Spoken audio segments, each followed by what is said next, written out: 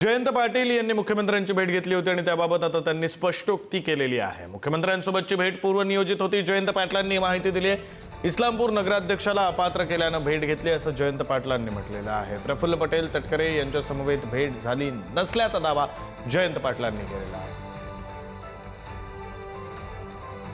आपले प्रतिनिधी संदीप राजगोळकर फोन लाईनवरून जोडले गेलेले आहेत। सविस्तर तपशील देतील। जयंत पाटलांची भूमिका नेमकी काय आपल्याला सांगतील संदीप। अगदी विक्रांत, काल रात्री मुख्यमंत्री देवेंद्र फडणवीस यांचं शासकीय निवासस्थान वर्षा या बंगल्यावर राजकीय घडामोडी घडत होत्या आणि त्याच्या बातम्या सगळ्या माध्यमांमध्ये येत होत्या।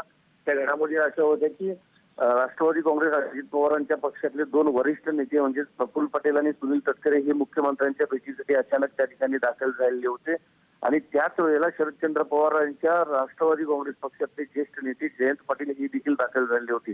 एकीकडे शरद पवारांची राष्ट्रवादी काँग्रेस एनडीए सोबत जाणार अशी शक्यता वर्तवली जाते राजकीय वर्तुळामध्ये। त्याचबरोबर राज्याच्या मंत्रिमंडळात देखील फेरबदल होऊ शकतात, केंद्रातल्या मंत्रिमंडळात फेरबदल होऊ शकतात अशी सगळी शक्यता असतानाच हे प्रफुल्ल पटेल आणि सुनील तटकरे वर्षावर असतानाच जयंत पाटील गेल्यामुळे चर्चेला उधाण आलेलं होतं। मोठ्या प्रमाणामध्ये काल रात्रीपासून चर्चा चालू होती। मात्र जयंत पाटील यांनी जो दावा केलाय त्यानुसार मुख्यमंत्र्यांची भेट नियोजित होती। ईश्वरपूर नगराध्यक्ष पदाच्या नगराध्यक्षांना अपात्र केल्यासंदर्भात जी काही पुढची प्रोसिजर आहे त्या संदर्भात मुख्यमंत्र्यांना भेटण्याचा दावा जो आहे तो जयंत पाटील यांनी केलाय। प्रफुल्ल पटेल आणि तटकरे यांच्या सोबत मुख्यमंत्र्यांची भेट झालेली नाही आणि त्याचबरोबर कुठलीही राजकीय चर्चा झालेली नाही। फक्त ईश्वरपूरच्या नगराध्यक्ष पदाचा जो मुद्दा होता त्या बाबतीत मी मुख्यमंत्र्यांना स्वतंत्रपणे भेटलेलो आहे असं जयंत पाटील यांनी पुढारी न्यूजशी बोलताना सांगितलंय। त्यामुळे महत्वाचं हेच आहे की जी काही राजकीय शक्यता काल रात्रीपासून सुरू होती वर्तुळामध्ये ती आता फेटाळायची का असा प्रश्न आता उपस्थित केला जातोय।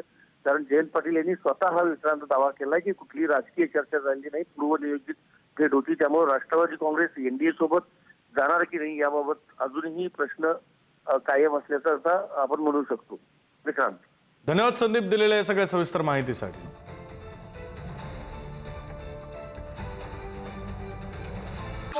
Thank you.